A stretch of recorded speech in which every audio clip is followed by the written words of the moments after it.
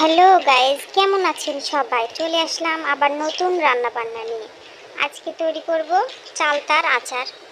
এর জন্য যে চালতাগুলো আমি সিদ্ধ করতে দিয়ে দিয়েছি, এর ভিতরে লবণ আর একটু হলুদ দিয়ে আমি ভালো করে নাড়াচাড়া করে এটা সিদ্ধ করার জন্য ঢেকে দেব।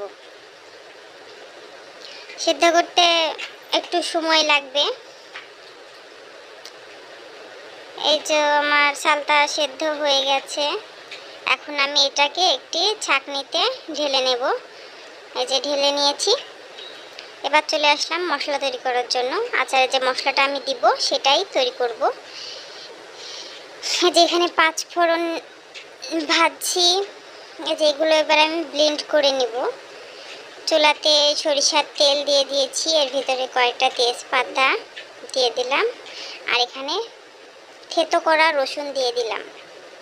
এটাকে ভালো করে নাড়াচাড়া করে যত একটু ব্রাউন কালার চলে আসবে এমন সেই টাইমে আমি এর ভিতরে চালতাগুলো দিয়ে দিব।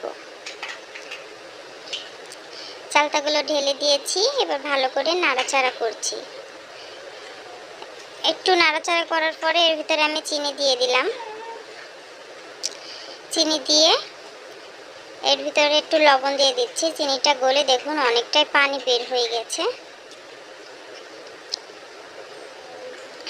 এই চিনি দেওয়া পানিটা থাকতে থাকতেই আমি এর ভিতরে আমার তৈরি করা মশলাটা আমি দিয়ে দিচ্ছি।